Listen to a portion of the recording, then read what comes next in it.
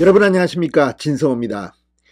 더불어민주당의 전당대회 돈봉투 사건이 터지자 친문계가 지금 폭발하고 있습니다.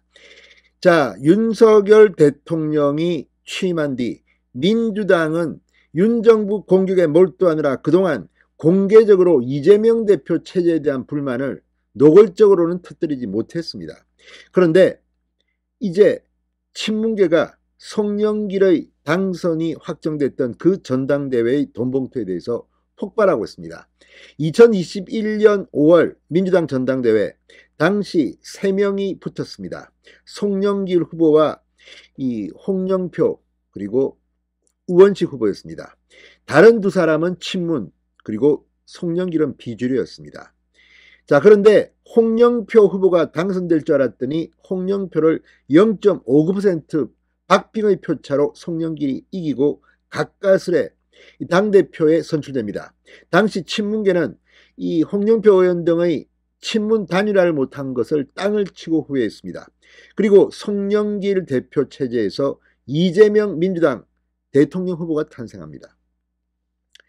자, 이낙연 전 대표가 만약 홍영표 대표가 당선됐더라면 대통령 후보를 거머쥐었을 수도 있었습니다. 그때는 친문들의 세상이었습니다. 그렇지만 그 분위기를 바꾼 것이 송영길이었고 그 송영길의 대표 선출 그 전당대회에서 돈봉투가 뿌려졌다는 겁니다. 자, 그러자 친문들은 폭발합니다. 지금 이렇게까지 된 모든 원인이 바로 송영길의 전당대회 돈봉투가 아니냐는 분석도 가능합니다. 자, 지금까지 이 친문계들은 이재명 대표의 독주를 보면서도 조심했습니다. 일부 의원 말고는 좀처럼 입을 열지 못했습니다. 그런데 이번 전당대회 돈봉투 파문이 일면서 지금 친문계가 들고 일어났습니다. 자, 방금 전 최재성 전 청와대 정무수석 그리고 친문 핵심인 김종민 의원이 잇따라 라디오 방송에 출연해서 이재명 대표에 대한 직격탄을 날렸습니다. 김종민 의원은 정말 굉장히 세게 이재명 지도부를 질타했습니다. 이제 친문들의 반란이 일어나면 곧 있을 28일 날 있을 민주당 원내대표 선거에도 영향을 줄 테고 이제 민주당 현역 의원들 이대로 있다가는 우리 공천이고 뭐고 받아도 총선에서 참패하겠다는 위기감이 고조되고 있습니다. 이런 가운데 최재성 정치보복 아니다라고 분명히 단정지었습니다.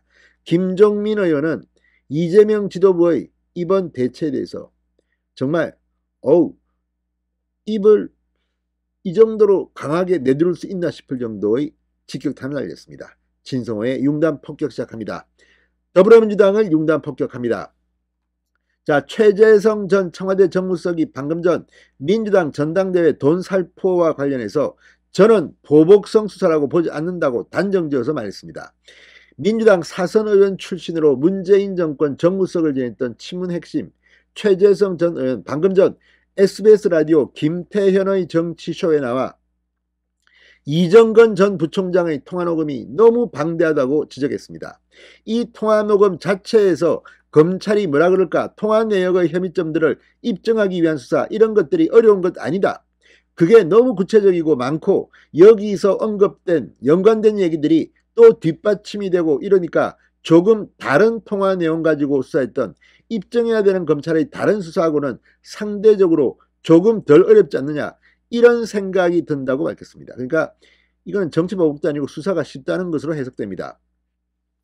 자, 그러면서 최재성 전 수석은 그래서 이건 정치보복이라고 얘기하는 것 자체가 사실은 그건 조금 넌센스이고 오히려 그런 주장 자체가 국민들이나 민주당을 바라보는 그런 대중들에게 오히려 역효과를 불러일으킬 수 있는 내용이라고 말했습니다.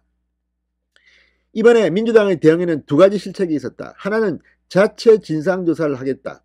진상조사를 어떻게 해요? 검찰도 입증하기 위한 수사를 더 해야 하는 상황인데 그 다음에 이건 스스로를 옥죄고 압박하는 것이다. 민주당 진상조사를 한 달을 할 거냐 두 달을 할 거냐. 그러면 결과를 안 내면 안 내는 대로 내면 내는 대로 스스로를 옥죄는 그런 상황으로 가는 것이라고 힐난했습니다.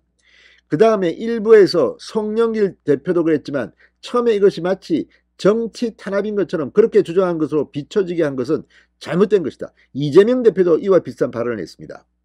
지금 이건 민주당 내의 부총장 통화녹음에 의해서 시작된 것이라고 지적했습니다. 그러니까 이건 지금 검찰의 기획수사가 아니라 민주당의 사무부총장 이정건, 송영길 대표가 임명한 이정건의 부총장의 녹음, 통화녹음으로 시작됐고, 또 여기에 나오는 윤관석 의원, 돈봉투를 뿌렸다는 윤관석 의원은 사무총장으로 지명됐던 사람입니다. 자, 그러면서 이재명 대표는 오히려 아주 과단성 있게 당당하게 해야 한다. 자신에 대해서 제기되고 있는 여러 가지 공격이라든가 이런 것에 얽매여서 소위 말해서 과단성이 결여되거나 이런 결정을 내려서는 안 된다고 조언했습니다. 이 말은 뭐냐? 이재명 네가 사법 리스크 때문에 힘드니까 조심하는 거 아니냐? 또는 송영길 전 대표와 이재명 대표는 상당히 친한 사이입니다. 송영길의 지역구를 물려받은 게 이재명 아닙니까? 그리고 이재명이 있기까지 송영길은 정말 자기 몸을 던져서 희생했다고도 볼 수 있는데 뒤로서 지금 짜고 치는 고스톱이 아니냐, 과단성이 없다고 이재명을 힐난하는 것으로도 보입니다. 자, 또 다른 친문, 김종민은 더 강하게 이야기합니다. 지금 윤리 기준에 대한 윤리 감각이 엄청 퇴화되어 있다고 민주당을 박살냈습니다. 민주당 지도부 김종민 발언에 벌벌 떨 것 같습니다. 자, 방금 전 불교방송 라디오 전영천의 아침 저널에 나온 이 김종민 의원은 녹취록이 방송되는 뉴스를 보면서 정말로 민주당 이거 심각한 위기를 맞겠다, 그런 두려움이 들었는데 그 이후에 당의 대응을 보면 상당히 무감각해져 있다고 비판했습니다. 옛날 같으면 이 정도 일이면 벌써 당이 난리가 나고 지도부가 바로 예를 들어서 밤 8시에 뉴스가 나왔다. 그럼 9시에 긴급 최고위원회를 소집해서 바로 어떤 조치를 발표하고 이렇게 갔어야 정상이다. 실제 그렇습니다. 지금 JTBC가 녹음 파일을 다 공개했는데 뭐하고 있다가 다음날 눈치 보고, 그리고 그 다음날 이재명 대표가 사과합니다.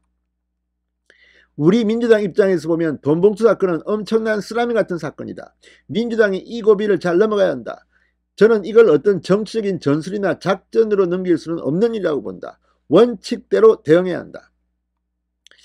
자, 지금 돈봉투 연루 의혹 의원들에 대해서 탈당 요구 혹은 공천 배제를 해야 하는 거 아니냐는 당내 일각의 주장에 대해서 전에 송영길 대표가 부동산 거래와 관련해서 의혹이 터졌을 때 사실관계가 확인이 안 되기도 전에 의혹이 불거진 상태에서 의원들에게 자진 탈당을 권유했었다. 그때 우상호 의원도 권유를 받고 상당히 불만을 표시하고 그랬잖나. 찬성 입장을 밝혔습니다. 다시 무죄가 확인이 되면 다시 원상복귀시키는 건데 지금 우리 민주당도 이런 정도의 선제 조치를 취하지 않으면 국민들이 저기는 무감각한데구나, 윤리기준이, 도덕성에 대한 기준이 정말 엉망이구나, 이렇게 불신을 쌓아나가게 되었나라고 반문한 뒤 지금 지도부 대응이 조금 안일한 거 아니냐고 비판했습니다. 그러면서 예전에 프랑스 사회당이 지지율 40%의 제1당에서 지지율 5%의 그야말로 유명무실한 정당으로 추락하는데 한 1년 반밖에 안 걸렸다. 지금 사회가 엄청나게 변하고 있다.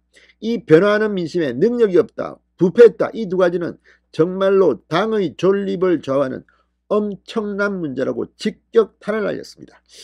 자, 아무튼 친문들이 이제 입을 열기 시작했습니다. 그동안 은인자중하던 친문계, 이번 전당대회 돈봉투 살포 의혹에 대해서 송영길, 이재명에 대한 불만이 이제 폭발하기 시작했습니다. 민주당 곧 이름이라도 당명을 바꿀지도 모르겠습니다. 진성호의 융단 폭격이었습니다. 여러분 감사합니다.